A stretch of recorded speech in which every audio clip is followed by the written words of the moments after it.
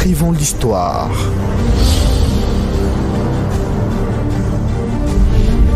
Remettons le citoyen au centre du jeu politique. Ton vote, ton destin.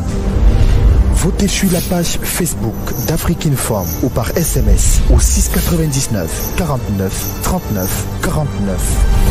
21 catégories qui sont les acteurs politiques de l'année 2018. À découvrir lors des Afrique-Inform Awards le 29 juin à Yaoundé en direct simultanément sur Canal 2 International et sur afriqueinform.com. Pour plus d'informations, contactez-nous au 670 73 74 30. afriqueinform.com, le meilleur média web au Cameroun. Bonjour, bienvenue, merci d'être avec nous dans 7 minutes pour convaincre sur Afrique-Inform. Nous recevons aujourd'hui Armand Noutak du Parti Univers. Bonjour Armand. Bonjour M. Tedda. Merci d'être là. Plaisir partagé. Alors, avez-vous quitté le mouvement 11 millions de citoyens? Non, je n'ai pas quitté le mouvement 11 millions de citoyens parce que j'y suis depuis la naissance de ce mouvement. J'ai pratiquement fait 2 ans comme coordonnateur régional jusqu'à ce que je me mette à critiquer les prises de position du coordonnateur national, ce qui m'a valu, n'est-ce pas, la foudre des cybermiliciens à sa solde, et ce qui m'a aussi valu d'être débarqué de façon très antidémocratique du poste de coordonnateur régional de l'Ouest.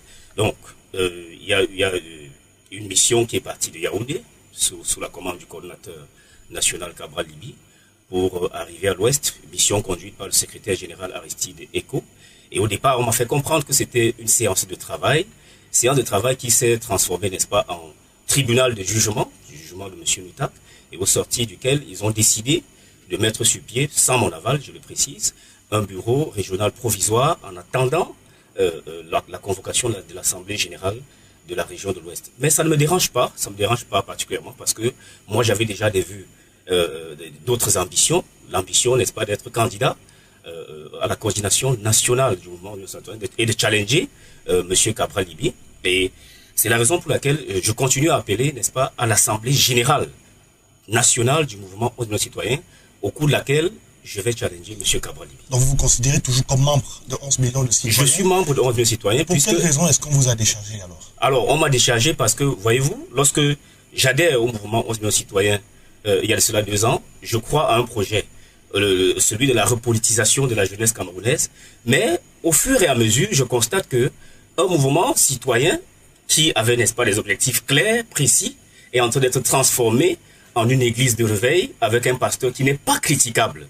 Moi, je n'ai pas grandi dans ce système. Qu'est-ce que vous voulez dire de manière simple? Je veux dire de manière simple que le mouvement 11 millions de citoyens est devenu une sorte de secte avec un gourou qui serait non critiquable, un gourou qu'on ne peut pas critiquer. Alors, mes déboires commencent au lendemain de l'élection présidentielle parce que M. Cabral Libi pose des actes dont je ne suis pas d'accord. Et lorsque vous les critiquez dans des plateformes WhatsApp réservées pour cela, parce que d'aucuns vont me demander pourquoi venir sur Facebook, lorsque vous osez critiquer sur les plateformes WhatsApp, vous êtes viré automatiquement. Alors j'ai dit, on ne peut pas entraîner. Moi, j'ai pris des responsabilités auprès de personnes sensées, auprès de personnes responsables au niveau de la région de l'Ouest. Oui. Et j'ai dit, on ne peut pas nous conduire comme ça, comme des moutons à l'abattoir. Alors, je préfère crever l'abcès, si la blessure peut cicatriser, pour que le mouvement se porte bien après. Alors, mon tort, c'est d'avoir posé des remarques sur les agissements de Cabral Libi, et je ne cesserai de le dire. Puisqu'il y en a qui m'ont demandé si c'était à refaire, est-ce que tu le referais? Alors je referais la même chose sans changer la moindre virgule. Que reprochez-vous exactement à Cabral Libi? Alors je reproche à Cabral Libi déjà son comportement. Si vous observez, n'est-ce pas, mes réactions, avant la présidentielle, moi j'ai vendu l'image de Cabral. Pendant la présidentielle, moi j'ai vendu son image. Mais après la présidentielle, j'ai senti comme une sorte de dérapage. Et ce n'est pas faute d'avoir fait appel, d'avoir dit à Cabral Libi en privé. D'ailleurs, je lui ai fait remarquer, par exemple, vous vous souvenez, n'est-ce pas, de ces photos des États-Unis. Et je lui ai fait cette remarque-là. Et il m'a bloqué sur WhatsApp. Vous vous rendez compte? Cabral m'a bloqué sur WhatsApp parce que je lui ai fait ces remarques-là. Alors je suis allé sur Messenger, je lui ai dit que ce qu'il fait c'est enfantin, parce que lorsqu'on est un leader, il faut accepter d'être critiqué. Et je lui ai fait comprendre que les photos qui partaient des États-Unis pour se retrouver sur la toile nous posaient à nous, qui sommes encore sur le terrain, énormément de tort parce que le Camerounais lambda vit des situations difficiles. Alors lorsqu'on a tendu la main à un peuple pour demander l'argent pour l'investiture, pour demander de l'argent de la campagne, je lui ai dit, grand frère, puisque c'est comme ça que je l'appelle, on ne fait pas comme ça. Oui. Et si ça continue, je serai obligé de me départir de ce qui deviendra demain comme une lourde défaite historique. Alors, on vous a vu très en colère contre Ama Okol, le directeur de cabinet de Cabral Libye. Pourquoi ces querelles entre vous? Que lui reprochez-vous? Alors, je reproche à Ama Okol, comme à plusieurs de la coordination nationale, cet orgueil, cette condescendance. Il y en a qui sont restés au stade cité SICAM. Vous vous souvenez de ce magnifique meeting où Cabral Libye a drainé de dizaines de milliers de Camerounais. Alors, je me dis à moi que le stade cité SICAM a été l'endroit où le mouvement a brillé, mais aussi l'endroit où on a enterré le mouvement. Pourquoi? Je m'explique. Beaucoup ont gardé cette image-là et continuent à croire que on est encore dans l'euphorie de la présidentielle. Il faut dire à M. Cabral Libye que l'élection présidentielle est passée. Et si pour eux, 6%, arriver 3e à l'élection est une victoire, pour moi, ça ne l'est pas. Puisque quand je me suis engagé, c'était pour porter M. Libye au palais de l'unité. Alors, aujourd'hui, l'individu dont vous parlez, Ama Okol, pour ne pas le mentionner, se fait passer pour le directeur de cabinet d'un ancien candidat à l'élection présidentielle. Du jamais vu, du jamais entendu dans l'histoire. Et non seulement, il s'est engagé à déconstruire tout ce que moi j'ai eu à faire comme travail au niveau de la région de l'Ouest. Moi je dis non. Il faudrait que les gens comprennent que la corpulence n'a rien à voir avec la masse du cerveau. C'est pas parce qu'on a les muscles qu'on croit qu'on réfléchit plus que les autres. Je m'adresse comme ça à monsieur Ama Okol qui s'est chargé, n'est-ce pas, de déconstruire tout le travail que moi j'ai eu à faire au niveau de la région de l'Ouest. Alors que dans son est natal, Cabral Libye n'a pas eu les mêmes résultats que nous avons eu à l'Ouest. C'est très beau, mais avant de fustiger la gestion et l'attitude des autres, pouvez-vous, Ama Okol, nous donner votre bilan chiffré en tant que coordonnateur Ouest? Alors, bilan chiffré voudrait peut-être dire que j'ai eu... Vous avez fait adhérer combien de personnes par exemple? Alors, j'ai fait adhérer des centaines de personnes dans le mouvement 11 millions citoyens. Combien environ? Malheureusement, je ne suis pas venu ici avec mes rapports puisque le même Okol est allé dire que je n'avais pas un bureau. Or, j'avais un bureau de près de 15 membres qui travaillaient en collaboration avec les 8 délégués départementaux de la région de l'Ouest. Et nous avons préparé l'avant-campagne, la campagne et le jour de l'élection, j'ai sillonné tous les bureaux de vote, du moins pour ce qui concerne la ville de Bafoussam, pour me rassurer que nous avions des scrutateurs là-bas. Et je vais vous dire, monsieur Tenda, dans les groupes WhatsApp, ils ont passé le temps, pendant la pré-campagne et pendant la campagne, à faire miroiter aux gens qui devaient avoir 3 000 francs. En fait, je parle des scrutateurs, oui, qui devaient avoir 3 000 francs dans chaque bureau de vote. Et c'est le samedi 6 octobre, à 14 h, qu'on m'appelle pour me dire que il n'y aura rien, les scrutateurs doivent travailler de façon bénévole. Alors, on gère cela comment? Et c'est la raison pour laquelle aussi, aujourd'hui, beaucoup de PV sont confisqués par ces scrutateurs-là. Et je voudrais que Cabral Libye, ou bien la coordination nationale, qui prétend avoir les 13 000 PV, nous dise où est-ce qu'ils ont eu ces 13 000 PV, parce que beaucoup de PV ont été confisqués par des gens à qui on n'a même pas remis 500 francs. Et pire encore, et c'est ça qui m'énerve, oui, c'est ça qui me met en colère. Désolé de mon attitude. Pire encore, lorsque le rapport arrive, moi j'avais demandé qu'on puisse remettre au moins 500 francs CFA, ne serait-ce que pour le taxi. Est-ce que vous vous rendez compte que nos scrutateurs ont eu des bouts de pain dans les bureaux de vote parce que par la magnanimité du RDPC et du MRC? Non, je dis non. Alors j'avais demandé qu'on ait au moins 500 francs CFA par scrutateur. Ça veut dire si j'avais 1000 scrutateurs à l'Ouest, ça faisait simplement 500 000. Alors lorsqu'on vous dit qu'il n'y a rien et que demain un semblant de rapport partiel vous arrive et que vous voyez Okol qui a déchargé 300 000 francs pour aller à Douala, vous voyez celui tel a déchargé 200 000 francs pour s'acheter une veste. Je dis, c'est inadmissible. Nous ne pouvons pas vouloir combattre la gabégie, oui, qui est en place et prêcher par le mauvais exemple. Moi, j'ai dit c'est inadmissible. Et c'est d'ailleurs la raison pour laquelle je suis devenu l'homme à abattre au sein du mouvement. Mais je ne me laisserai pas faire. Alors, dites-nous très rapidement, quels sont vos rapports avec le professeur Kouvondor et le directoire du Parti Univers auquel vous appartenez aujourd'hui? Très bien. Mes rapports avec le professeur Kouvondor sont des excellents rapports. Et je vais vous faire, n'est-ce pas, un aveu ici. Allez-y. Quand Cabral voulait... quand Cabral réclamait les clés du parti, je crois qu'il a envoyé une mission chez le professeur Kouvondor avec deux points à l'ordre du jour.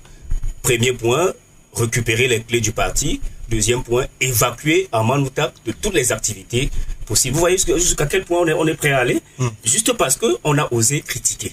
Non, s'il fallait refaire, je le referais sans changer la moindre virgule. Parce que j'ai adhéré à un mouvement citoyen, pas à une église réveillée. D'accord. Et vous, personnellement, irez-vous aux prochaines élections locales? Bien évidemment, nous sommes en train de nous préparer pour implanter de façon efficace, malgré, n'est-ce pas, les coups bas de ceux qui étaient nos compagnons, de ceux qui ont été nos compagnons d'hier. Nous sommes en train de préparer le terrain de l'Ouest.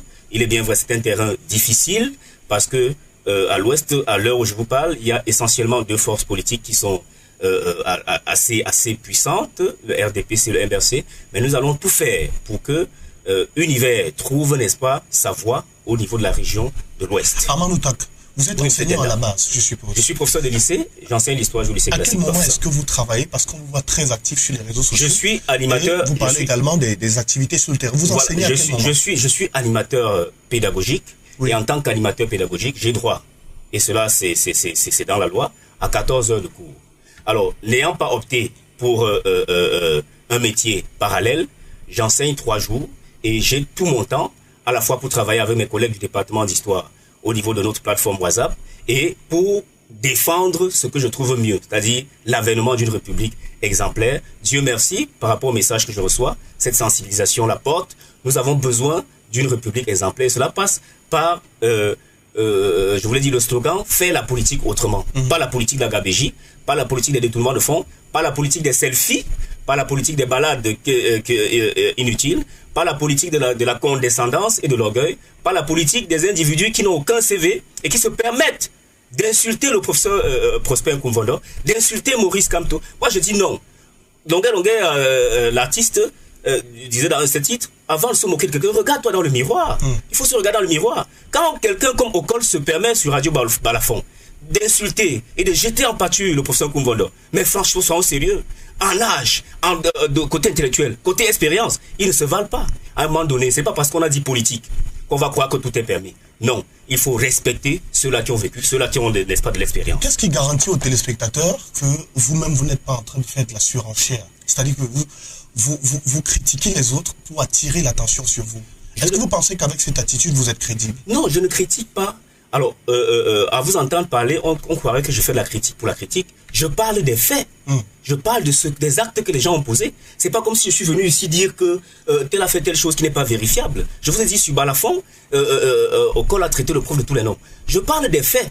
Je ne suis pas là pour jeter quelqu'un en pâture ou bien pour dire que ce que je fais très bien. Oui. D'ailleurs, chaque fois que je fais une sortie, la réponse en face, c'est l'insulte. Et l'insulte, n'est-ce pas, c'est l'argument du faible.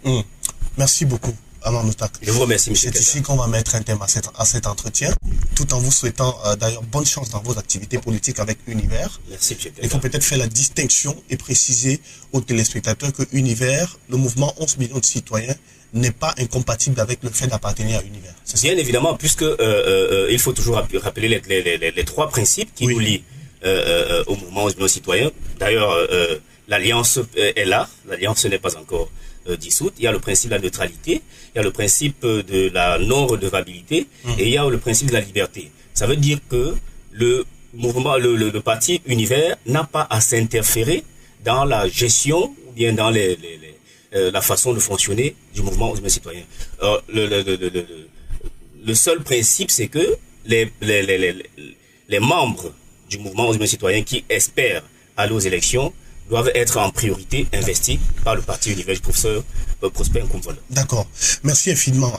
Aujourd'hui que 11 millions de citoyens semblent se séparer de vous, j'aimerais bien voir jusqu'où cette bataille ira parce que vous semblez ne pas lâcher du lest. Ma bataille ira jusqu'à la convocation d'une assemblée générale. Parce que voyez-vous, accordez-moi quelques secondes pour que je précise. L'émission est terminée, allez-y, rapidement. Alors, le dernier communiqué de Kaba Libi à propos de la création du parti politique Les Citoyens a quelque chose de cynique. Cynique parce que on sent dans ce communiqué-là une volonté de transformer OMC en les citoyens. Parce qu'il décline, et je le cite, le mouvement 11 millions de citoyens a décidé d'avoir son parti politique. Non, c'est du cynisme politique parce qu'il ne peut pas s'asseoir avec peut-être 6 membres et décider du sort de toute une association. Nous allons dire non. Et je vais vous dire aussi, la non-convocation de l'Assemblée générale est liée au fait que les gens ne veulent pas assumer la gabégie financière qui qui a eu lieu pendant l'élection présidentielle. Et par conséquent, il faut dissoudre, il faut tout faire pour tuer le mouvement 11 millions de citoyens afin de faire disparaître tous les comptes et lancer maintenant le parti les citoyens. Nous allons dire non, nous les membres. Et si vous avez remarqué, ils ont lancé une nouvelle carte d'adhésion 2019. Alors, qu'est-ce qu'on fait? Des centaines de mille de cartes que les gens ont acquéries. Et ils commencent, n'est-ce pas, avec cette façon de faire qu'on a déjà vu, n'est-ce pas, quelque part, c'est-à-dire de dire ceux qui n'ont pas la carte 2019 ne sont plus membres. Je dis c'est faux, c'est antidémocratique et c'est malsain pour ceux qui ont prétendu vouloir faire la politique autrement et de placer l'humain au centre de toute activité politique. Armand Loutak II, invité de cette édition de 7 minutes pour convaincre, aujourd'hui membre du parti Univers pour la région de l'Ouest, en charge de la coordination, le président régional. Président régional du parti Univers à l'Ouest du Cameroun. Exactement. Merci d'être venu. Merci, M. Tenda. Merci aussi à vous. Stop et fin pour cette édition. On se retrouve bientôt avec un autre invité. D'ici à là, continuez de suivre l'actualité sur nos différentes plateformes, notamment sur notre site internet ou alors sur notre page Facebook et même sur notre Twitter. Vous souhaitez revoir toutes ces émissions, allez simplement sur YouTube, vous tapez la barre Afrique-6 Informe et puis vous allez tomber sur 7 minutes pour convaincre, édition spéciale, édition classique. Quant à nous, on se donne rendez-vous bientôt, tout en saluant la grande équipe technique et rédactionnelle conduite par Gilles Noubissi, respectivement, et Guy Hervé Fongan. On se retrouve la semaine prochaine avec un autre invité. À très vite.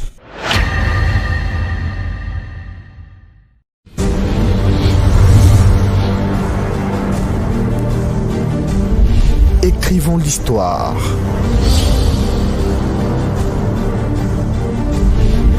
Remettons le citoyen au centre du jeu politique.